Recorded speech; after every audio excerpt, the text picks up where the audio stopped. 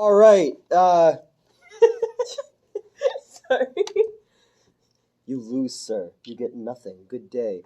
Willy Wonka and the Chocolate Factory. Well, yeah, no, I didn't understand the relevance to what was... Fine. I should have said it with more gravitas. No, I got the reference. Mhm. I didn't... Never mind. We're moving earthly on. way of knowing. All right, so we just watched Wonka, Yes. and I'm here with Arcane Hello. and Metz. And You guys theoretically know who I am. yeah, I mean, unless someone's joining us for the first time, Oh, yeah, and they're that's like, true. "Who is this band of miscreants?" So we just watched Wonka, the prequel to Roald Dahl's Charlie and the Chocolate Factory. It doesn't necessarily take place in the Gene Wilder universe or the Johnny Depp universe. It takes place in Germany. It does, well, yeah. Which is funny because in the book, they don't specifically say where they're from. They didn't either this time. I just Yeah. saw Hetzlich comment on the box that the person who 'Cause was even- at the zoo- nobles around. Because even Augustus Glump isn't German in the book, and that name apparently is like Afghani. Okay. Yeah. But Mike TV is from from America and all that stuff. But yeah, so this one takes place in Germany essentially. Timothy Charlemagne, what's his name? Chalamet plays a young Willy Wonka. He's like the hottest actor in the world right now. Between all the shit that he's done, I liked him in Bones and All. Bones and All. I really liked him in Call Me by Your Name. Even though that movie's like problematic now, and he's in Dune. I thought he was great in this. I am. People have been my buddy Brian was just here watching this with us, and we were talking about how people all of a sudden on the internet have been rewriting history and being like, "Oh no, we always liked the Tim Burton one." Just like when people say, "Oh, we always liked the Star Wars prequels," I was like, "What? What?" Yes, the Tim Burton one sticks closer to the book. Little things though, like Charlie's dad working at the toothpaste factory, and his job is to put the caps on the toothpaste is from that. They change it in this one, in the Tim Burton one, that because of Willy Wonka has so much chocolate out there that people are getting, toothpaste sales have gone up so much that the factories can afford automation. Okay. So that's what puts him out of his job. That does sound familiar. It's been a long time since I've seen the other Wonka movies. And they left his dad out of the 71 version because they wanted Willy Wonka to be like a father figure to Charlie. Which I think works in that one. Grandpa Joe is just a fucking freeloader in that one. Just in bed. Oh, wait on me hand and foot until a fucking golden ticket shows up, and he's like fucking jitterbugging all over the place. I always took that as life had been breathed back into. No, yeah. In the book too, he and Charlie have a special relationship, and he does come alive when Charlie is around. Very worst part of the 71 version is the Cheer Up Charlie song. Oh, God. But then they kind of did that in this one where they're stirring like the laundry with like a boat oar. Yeah. And that's all I thought of was the Cheer Up Charlie scene, because that's the only part of that movie that I kind of like tune out for. Everybody skips that part. Which is too bad. I like the relationship with his mom, but yeah, that part. But I genuinely, the 71 version was done by a documentarian. All the scenes in the first act and the second act where they're, the hunt for the golden tickets feels like a documentary. I love the fucking scene where the woman's husband was kidnapped, and he's like, it's your husband's life or your Wonka bars. You want your box of Wonka bars. She's like, tell him I'll think about it, or the robot, shut up, offsetter, and tell me where the ticket is. That's in the book too. But instead of it doing what it does there, it like steals like gold from people. Like it steals like a woman's golden like filling by. I'm getting my ice. Oh, okay. I'm talking about the therapist scene. Oh, yeah. The Archangel Michael appeared to me and told me where to find one of the golden tickets. And what exactly did he say? No, I'm a big fan of that one. I love that it's so subversive as well. The Tim Burton one had that as well, but in a different kind of way. It felt more like he was playing Michael Jackson almost. He wore like A surgical. little bit more than almost. Well, he was wearing like surgical gloves and shit, but it had Christopher Lee in it. This one, you didn't know that it was a musical, Yes. despite the fact that the original is a musical. I refer back to my earlier statement that it's been a minute Mm-hmm. since I've seen anything Willy Wonka related. Okay, I literally will watch.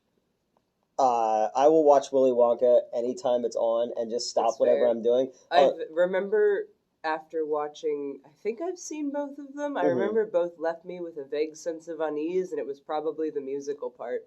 And the Oompa Loompas, they freak me the fuck out. Yeah, but as we said, they didn't go the route of the book where the Oompa Loompas are essentially African. And in the book, Charlie even thinks that they're not. He thought they fell in chocolate. And I was see. like, oh, It's been no. a minute It's since I've not read even the book. essentially in the original printing of the book. Yeah. They have an illustration of them, and they are pygmies. Yes. Yep. They are Mhm. black Alright. slaves working for chocolate. Yep. I see. And later editions of the book changed that. Yeah, Dahl went back and changed it. And his estate only likes the Tim Burton one. They really don't like the Gene Wilder one. I did like that Timothy Chardonnay did little Gene Wilder isms, walking up and down the steps, and little motions that he did. I thought were they felt in tune with the character, because he's not doing an impression, which I was Right. worried about. My biggest fear of this movie was going to be a cash grab. Right. It was going to be one of those hollow, empty prequels. This is going to explain where this came from and this Mhm. came from. There's little things like the golden ticket is a thing that's connected to Yeah. his mother.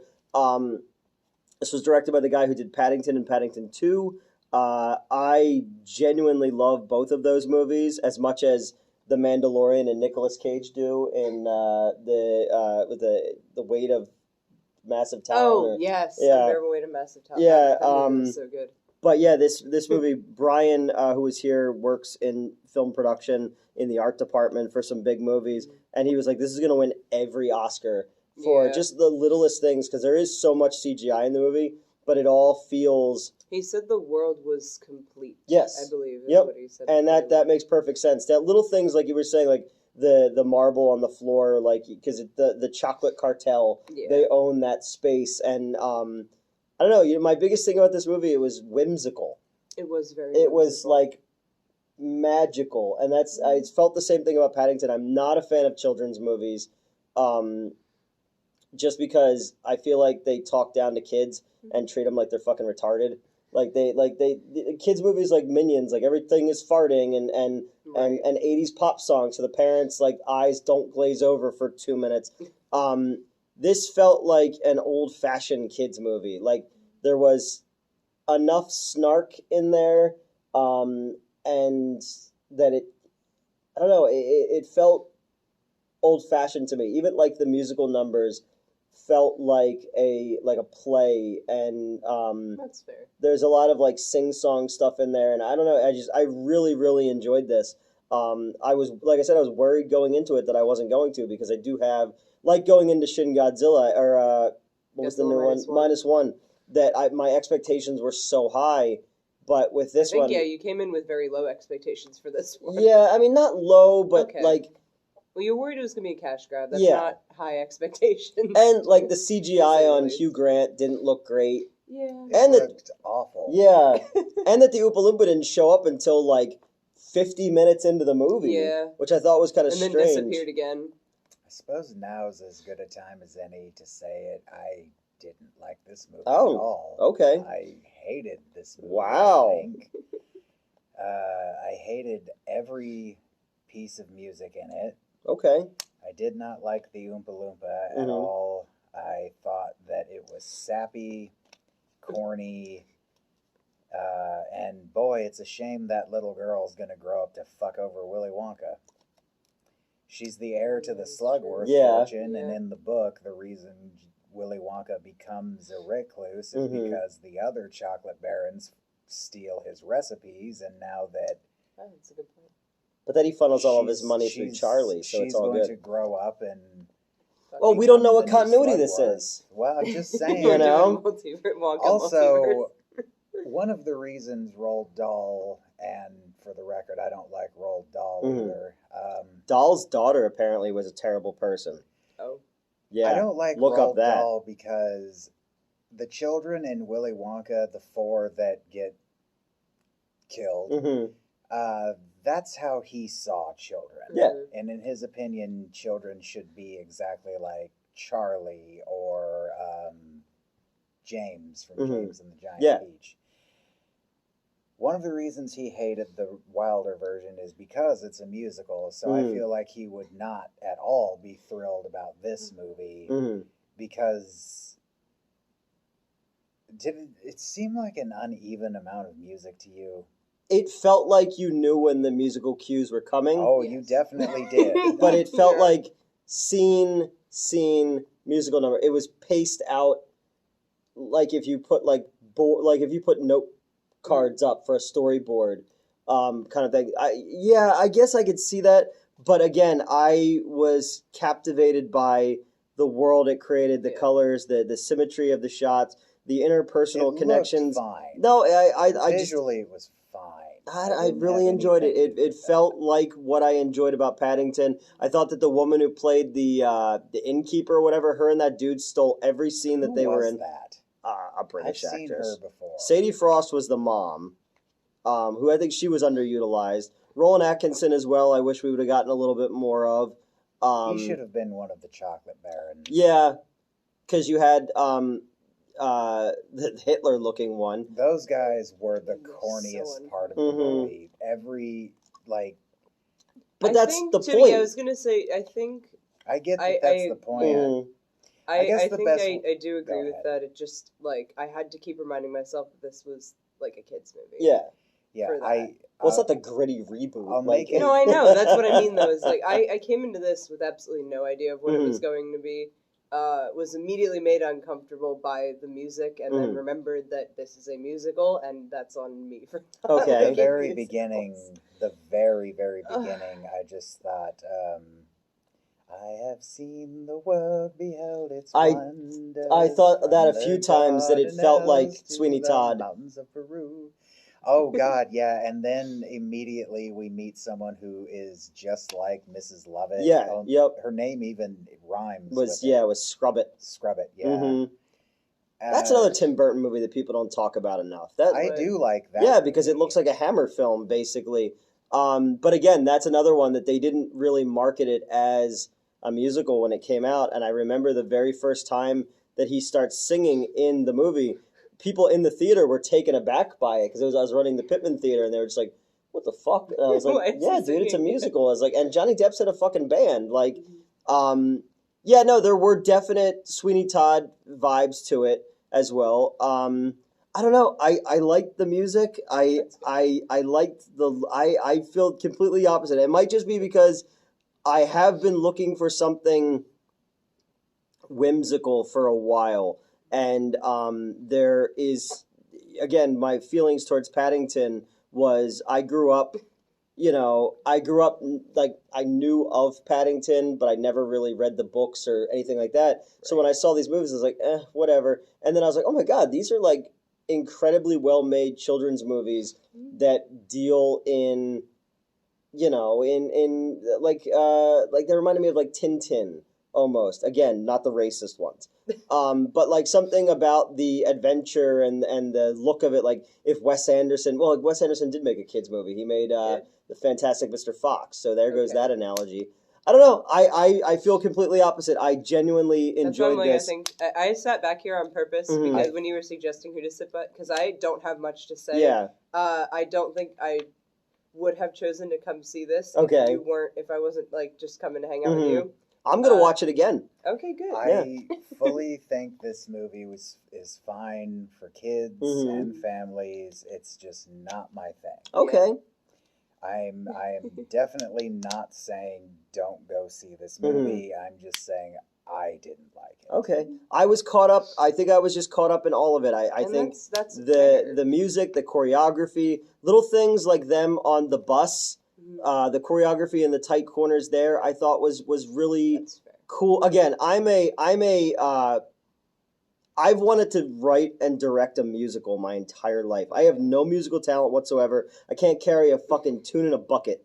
You're not that bad. No, but like I've always been interested in the Bisbee Berkeley style choreographed musical. I first time I saw Moulin Rouge, the tango fucking blew my mind. I was like, I want to shoot something like that. Even at the beginning of like Temple of Doom with the Anything Goes scene is just so what it must take to choreograph and edit and shoot something like that it just blows my fucking mind. Have you ever seen the Bjork music video for It's Oh So Quiet? Where it literally turns into like an old Hollywood style musical. She starts singing about being in love, and every time she finds a new love, it turns into that, but then it gets quiet again, and it's all somber until it gets wild again. And like she's like dancing down the street, and she like touches a mailbox, and the mailbox like stands up, and it's a guy in a suit, and they're like dancing. No, I guess I just was kind of caught up in it wants you to be. I think that's fair. That's why there's so much emphasis put on like the CGI and the art direction in it, and the song even says that. Like during that when he first opens the store, they're even saying that. They're like, come to this, I don't remember the lyrics at all, but I think it's you're supposed to, like, that is the point. It is. Yeah, I guess the biggest thing is like, I don't want to kill the whimsy for you. No, it's not. It's nothing like that because it's not going to. I guess the biggest thing is I go back to why I'm even doing this channel was I fell so hard out of love with movies that when I do see things that make me smile or move me or in some kind of way, I remember why why these things are magical and special. And when a filmmaker, you can tell that was the director's vision. Whether you liked it or not, you could tell it seemed like a focused vision, unlike, Wish or Trolls 3, where it's just everyone throwing shit at the walls, So I guess, like, in that regard, I left the cynical part of myself and was enraptured by the image which was on the screen here behind us. And that's rare for me. There are very few movies where I am able to get whisked away by something. And maybe I'll think about it differently, I'm sure I liked elements of the Tim Burton one when I saw it. But again, I hate the Tim Burton. Yeah. I fucking hate But the 71 version, like, literally, I'll never fucking forget. There used to be a video store around the corner from my house when I was a kid, and we rode our bikes to go rent videos, and Willy Wonka and the Chocolate Factory was on the TV and the thing, and we literally sat on the floor and watched the entire movie in the store, and the dude was like, whatever. Have fun, I guess. Yeah. I do love the original, the 71. That's one of my favorite movies. But you could also see where Willy would become jaded and cynical to become the version that we see, but all of that is the trappings of someone who's built walls around themselves to not get hurt and lose people anymore until he meets Charlie. Because interestingly, they even kind of allude to that where, like, real early on, he's talking to Noodle, and, he's very much like, I've gotten by on the kindness of strangers. Yeah. And she was like, holy shit. And I'm like, I feel you on that. She did not say holy shit. Yeah, that would have been a whole different movie. That was her vibe of just like, okay, buddy, good luck with that. I don't quite understand the point of the subplot that Willy can't read. Yeah, I don't know. I guess to have the joke where he almost gets eaten by a tiger. But that's and then subsequently that's a whole subplot for the sake of. Well, they never go back to a lot. There's a lot of plot points that are just straight up abandoned. They go back to it for when he discovers her mother. Yeah, true. Mm-hmm. Yeah, because that's like, oh, aren't you glad you taught me how to read? And because then the ring comes into place too. It's the half with the letters, the glass half empty, glass half full thing. Wait, I do need to say one thing about Willy and Noodle. The scene at the zoo. I was getting really, really uncomfortable. They got close there. That I was starting to feel like, are they going in a fucking romance direction with these But two? she's a little kid. Exactly, that's why we were worried. Exactly. Oh, okay. Thankfully, they did Again, not, though. I didn't even notice it. That I guess I'm a terrible movie reviewer. No. Oh my God. They start like slow dancing real close to each other. But it didn't go that direction. Yeah. It didn't go that direction, good. but for a brief moment I was like, oh my God, this is going I in a guess you Leon could have the made her a Professional little bit direction. older, but No, we didn't. she has to also mirror what Him, Charlie is yeah. going to become at some point, and him as well. Like I was going to say sees himself in her, but that's just feeding into what you were saying. Uncomfortable. No, I am leaving for real this time. No, I You know really, what? Props for yeah. that one. That's a proper dirty I joke enjoyed right that there. scene. I like the balloons. I like I don't know. I like the choreography fair. of it all. Oh. Again, the world it created, I was captivated by. So who was the police? Was that Keegan-Michael? Keegan-Michael Yes. Keel, yeah, Okay. yeah, His name popped up at the beginning, and I was doing like a New York police officer kind of thing. Which was a little out of place. Little out but of place it in the worked movie. For the character. Yeah, and he was funny, and I like the they're all paid in chocolate. The subtle sort of coke addict thing Yeah. they're doing with him, or heroin addict. Like, I gained 150 you know what it pounds. reminded me of? It reminded me of the dirty cop in RoboCop 2, who's being Oh, paid yeah. off in Nuke. Mm-hmm. It reminded me a lot of that. He's also in Stuart Gordon's Dolls. You ever see Dolls before? Mm-mm. That's a great fucking movie. But that's another one. He's a character in Dolls who's charmed by the whimsy of old toys and all that stuff. So, yeah, no, okay. I mean, I'll rewatch it with a more cynical eye next you don't time. Have, no, You don't- you No, have to. Don't but- let Love my of God. cynicism. Yeah, affect you. I really, really enjoyed it. I really like this Timothy, what's his name? Chalamet. Timothy Chalamet. I did not give a single fuck about him until Bones and All. I know. Not a single fuck. I didn't Chandelier. hate him as Willy Wonka. Mhm. I do think I as didn't current like actors, him either, though. fair. I don't know. I'm kind of indifferent to the guy. I was indifferent towards him in Dune as Mhm. well, but Dune, most of my problems was just pacing. Well, yeah, it was a 2-hour-long trailer for a bigger story. Well, that and the Battle of Arrakis happens at almost the exact same Mhm. timestamp as the original movie, Mm-hmm. and then the rest of it, they're just kind of wandering through the desert until they find the Fremen. I have to go back and rewatch both versions actually because I saw the recent one on HBO Max because it was during COVID. Yep. And then I saw the 84 version on cable when I was a kid, edited. And then I've revisited it a couple times. I actually used to have a 35 millimeter print of it that no one ever wanted to watch because like I would put it on and they'd be like, "Oh, is it like Star Wars?" And I'd go, "Kinda." That is one of my mom's favorite movies. Oh, really? Yeah. My parents went on a if date you knew and walked my out. Mom, you'd be like, "That's one of your favorite movies." Yeah, you know, I mean, I appreciate what. It is definitely a saying it's David more- Lynch movie. Yes. I would say, were you saying that more as like unexpected for her, not as in it's bad, or were you saying? A lot of people think that it's bad. I Okay. do not. No, I don't think it's bad. I for think her, it's a very weird movie. That's what I think. Yeah, I One of think her it was a favorites. lot of cooks in the kitchen, like we're saying with most of these movies, trying to filter this, like, essentially, I mean, those books are unfilmable.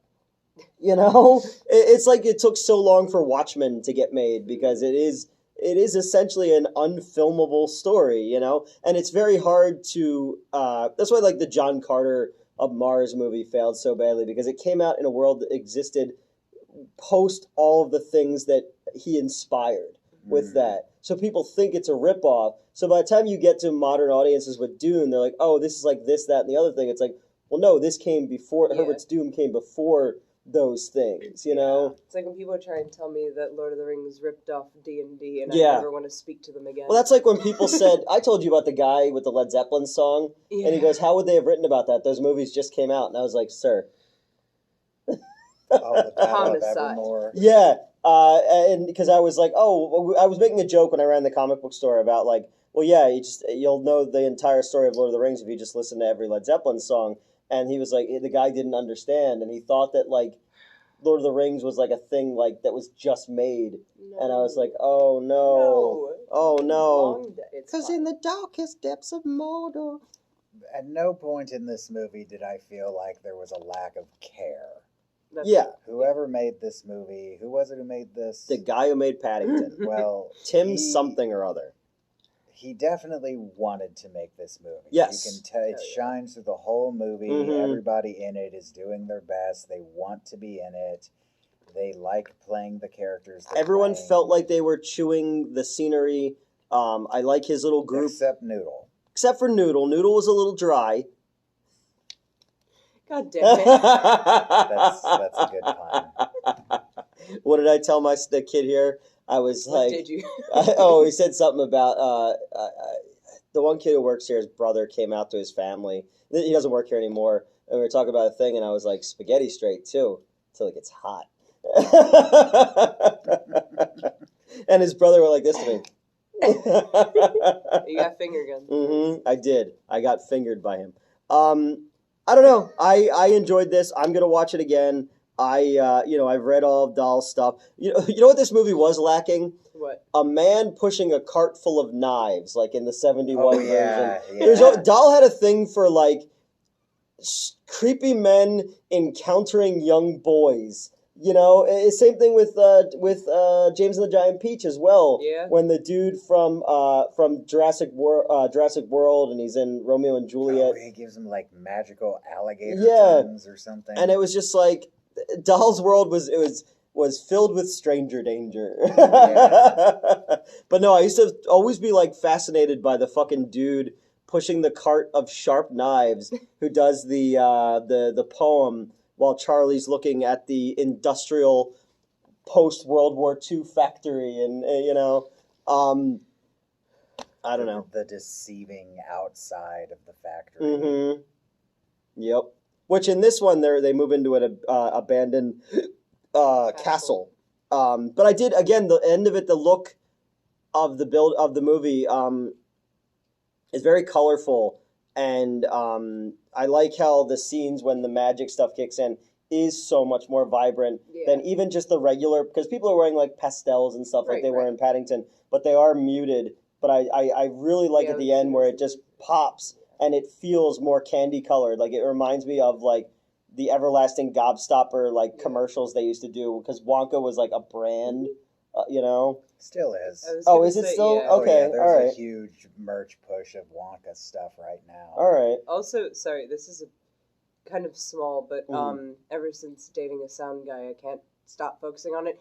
They made the chocolate sound very appealing. Yes. Like physically, when people bit into it, I was like, damn, that sounds tasty. But again, it's in that idea of it's so, a complete world. Exactly. That's what I was going to say. The movie did seem like it seemed like they were having a difficulty deciding whether or not Willy Wonka is performing actual magic or trickery. Yeah.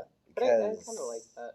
Some scenes he is clearly doing magic, pulling ridiculous amounts of the candle.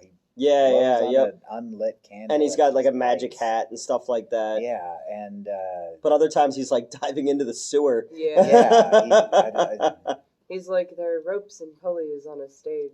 Well, I like that too, because even the inner workings of the scenes, like you have the girl from the telephone company collecting the umbrellas and then riding the bike to make the things move and stuff. And I was like, okay, if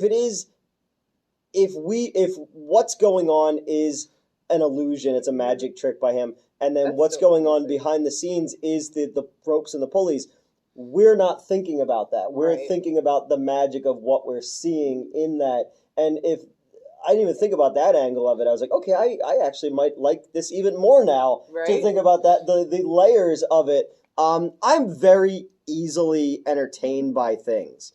I realize more and more that like I kind of just like a little bit of everything anymore. And I know that's like the worst way to be a movie reviewer, but like I found that even in like the biggest piece of shit anymore, I'm able to find something that I like. I don't know what else. Something recently I watched was just fucking horrible. And I was like, oh, but you know what? that guy was in this thing that I liked, and I was like, oh no, I'm completely broken, and I've lost all. Oh wait, I had no credibility before. You know, I'd still take that over you doing the opposite, where you find something terrible in every single thing. Yeah, and that's So, kind of how we were before. Is yeah. just being shitty about everything, and it's like, and that's no way to. You don't really like movies, and I genuinely love movies. I genuinely am able still at 42 years old to be whisked away by the moving picture. And I mean, you were at my apartment when we streamed the other night. You see all the crap I have everywhere, and yes, you can point out when something's no good and when you don't like something. And I agree with your perception of it. But again, there's things that I love that people think are just fucking garbage. Like, again, I love Batman versus Superman. So where's my credibility? You know, I have a Lady Terminator poster framed on my wall. Like, I mean, I'm not coming out of this wanting to gouge my own eyes out like I did with The Flash, which, did that come out this year? Yeah, it came out in June. That was the worst movie of this year. Is that really only 6 months Yeah. ago? Yep. But no, I genuinely think that... I don't think this movie is going to beat Barbie. Oh, no, nothing like that. And again, Barbie's another one that caught me completely off guard because early screenings... we do the exhibitor screenings here, and people walked out of it going, it was fine. I think it'll have a strong first week. It played for 10 weeks here. Well, this theater's 2 screens. It played for 10 fucking weeks here. I called it very early on that Barbie was going to be the biggest movie of the year. I'm very proud of myself for calling that one. I like that Ben Shapiro was like, it's going to fail miserably. It's like, oh boy, you're a failed screenwriter. Wait, what? Yeah, he's a failed screenwriter. Oh, that's because his sister is his cousin was the actress who was in a whole bunch of shit. I know her name. Yeah, she was in like Mrs. Doubtfire and stuff like that. No, not Marina Sirtis. That's fucking. No, that's Council Troy. Mara Wilson. Mara Wilson. They're related? What the fuck was that movie? She's really famous. Matilda. Matilda, yeah. That's Matilda. They're fucking related? That's his cousin. That's his fucking cousin. That's his fucking cousin. He's a failed screenwriter, too. Just like Steve Bannon is a failed movie producer. Like, George Clooney went on a whole thing talking about, like, they had to remove him from projects because he was, like, smoking meth and shit like that. How the fuck did he get so fat smoking meth? I probably turned to something else. I mean, I don't know. I've never tried meth before, so I can't tell you. I've never tried meth either, but I'm from Iowa, and there's lots of meth in Iowa, and it gives you a certain look after. Oh, I know. I've seen a lot of people with meth mouth. But there's no meth in Willy Wonka. There's no meth. Only metaphor. Only metaphors. There's many, many metaphors for drugs. Mm-hmm.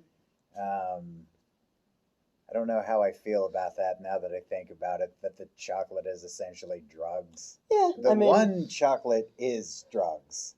Oh, yeah. Yes. Wine one. Yes, there is a drug that it's booze. Yeah. And it's because it's also like in Willy Wonka. It's a full night of drinking. Well, because in Willy Wonka in the Chocolate Factory, he does the one that's a 4-course meal. Yeah. And that's how she turns into a blueberry. I did not put that together. Oh, You're really? right. That is totally a reference. Violet, you're turning Violet. Yeah.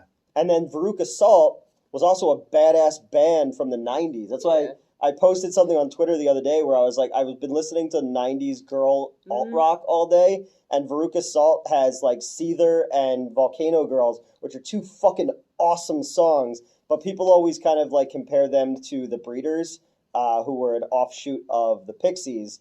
Do you know any of these bands? I'm eating every word of this up. I'm a child of the 90s, man. Mazzy Star and Luscious Jackson. And I've seen Tori Amos in concert 3 times. Yeah, I'm like that. I mean, you guys are closer in age than I am, too. I went to Lilith Fair and saw, like, Jewel and PJ Harvey and... people like that. I was a big 90s rock and roll for some reason is weird for me. Because it was like kind of the last time they were allowed to try things. Yeah. And then everything just became like... Now everything's a TikTok sound. Yeah, and then Which is so frustrating too, because then you get songs that have like 15 perfectly executed seconds, and you're like, oh, I'd like to hear more of this song, and then it sucks. Yeah, yep. So you're just like, okay, I guess I'm listening to these 15 perfectly executed seconds. Fine. Yeah, music got weird, because by the time I got to high school, it was all like, and I know you like Linkin Park and I do, I'm sorry. and Limp Bizkit and stuff like that.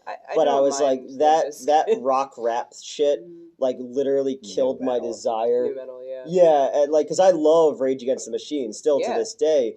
You know, and then that era gave us like bands like well, Tool was before that, Deftones were before that, but that kind of like trance rock kind of vibe, like the Eels came out around that time, and Portishead and shit like that.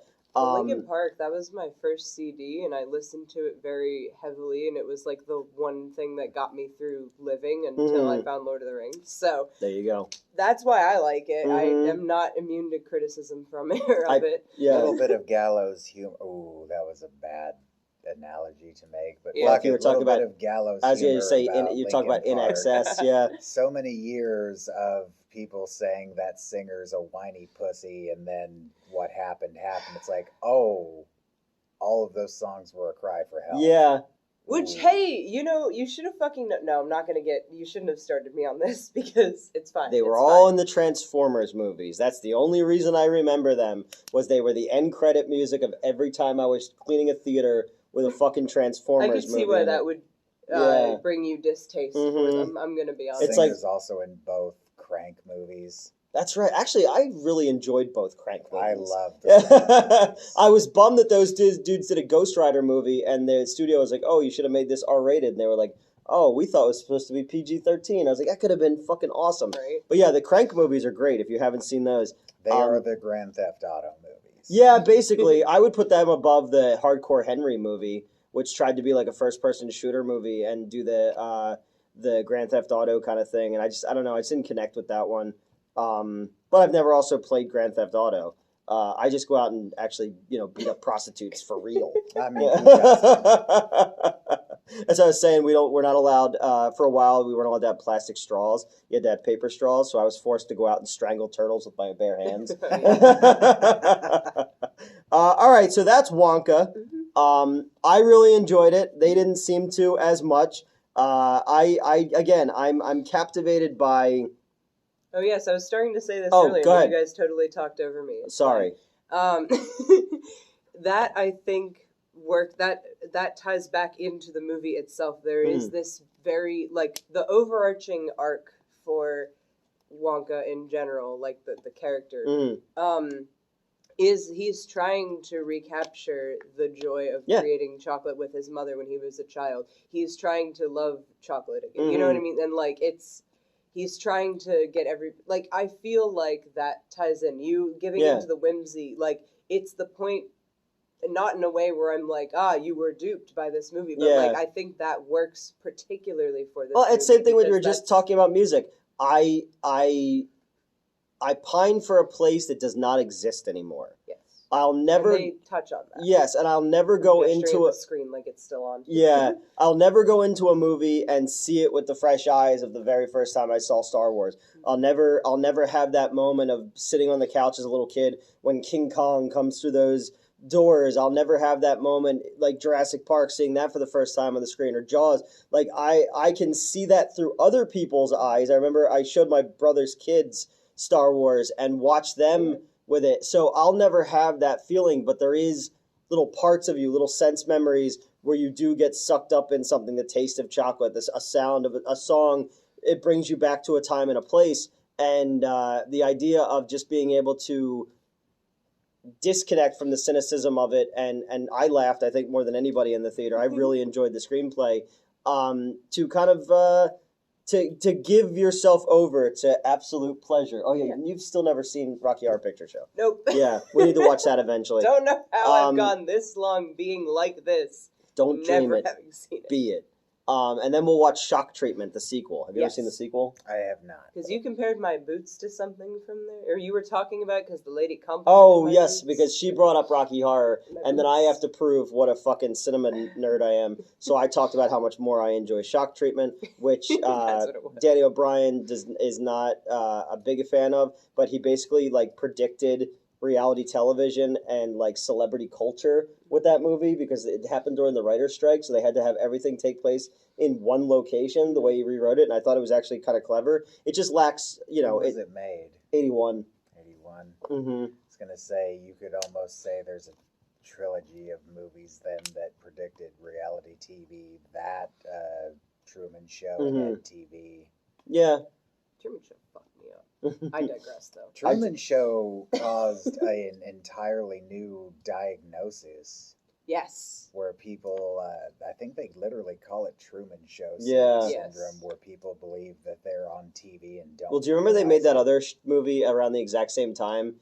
Ed TV with Matthew McConaughey. Oh, yeah. I heard That's about the that. other one. Yeah, I mean. yeah. That one is a lot more like actual reality TV, though, where they're literally following him everywhere with cameras. Yeah, because that's more like you had Truman Show and Ed TV. You had Volcano and Dante's Peak. You had Deep Impact and Armageddon. There was like these weird like connected movies for a while in the. There was always like a smart version and a for the dummies version. And Ed TV is for the dummies. It's Truman Show for the dumbs. All the other scene I remember in that is him on a Zamboni at a hockey game. All right, that's Wonka. Yeah.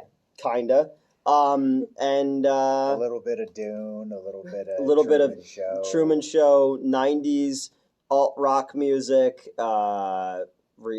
It doesn't. We're never on topic here. That's the whole thing. I enjoyed this movie, and I want to know what you guys think of it. And yeah, maybe I am an idiot. Maybe I have just gotten to that point where it's just like Dude, it's like I have gotten to that point where I'm just like I've so desensitized myself with all the garbage I've watched over the years that I'm like, it's not garbage though. We both acknowledge. No, not this. I'm talking about like the fact that like I could tell you like all the words to like Ghoulies 4. You know? At least you're not just making up a bunch of shit to impress us. No, I just have a nonsensical sense of my head is full of useless crap, and you know, I've never tried to impress anybody. If I do, it's gonna fail even worse, and I'm already. I don't think you want to impress. No, I'm already a lolcow, so it doesn't even matter at this point. All right, guys, have a good one. Bye.